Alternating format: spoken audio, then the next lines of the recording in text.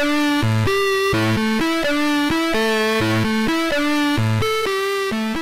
dinosaurs didn't know extinction was coming. They carried on romping and stomping as the sky turned to fire and that meteor took out much of Mexico. In a similar vein, we doubt anyone at Aston Martin has been brave enough to tell the venerable Vanquish that it's living at the far end of an overdraft of borrowed time. This is a car that sits on an architecture that already has been replaced and which is still powered by the gloriously anachronistic naturally aspirated V12 that Aston has been using for nearly 2 decades. But while the new, turbocharged DB11 is an empirically better car by almost any metric you choose to employ, it can't match the exclusivity of Aston's range topper.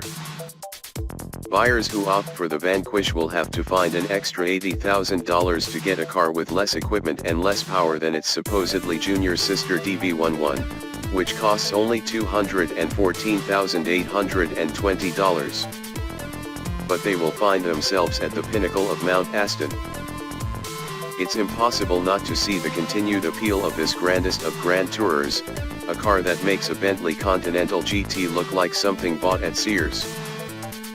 Now, the Vanquish has been given a final freshening and the deployment of the S badges that Aston reserves for its ultimate incarnations. The Vanquish S gets more power, although the increase must be well within the margin of variation of the non-SS engine. A fractionally freer flowing intake system aims to sharpen the top end in the 5.9-liter V12 and takes the output rating up 12 horsepower to 580 HP, still 20 horses less than the new twin-turbocharged V12 in the DB11.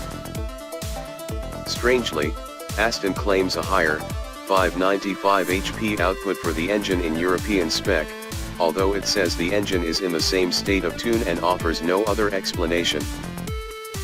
None of this really matters. The Vanquish continues to have a naturally aspirated Aston Martin V12 that is one of the finest engines in the world.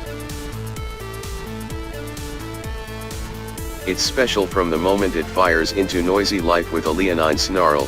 Most automakers who still produce V12s tune them to sound soft and creamy, but the Vanquish SS engine is loud and often angry. Its character shifts with both revs and load, sometimes yowling and sometimes when closing in on its 7,000 RPM limiter close to screaming.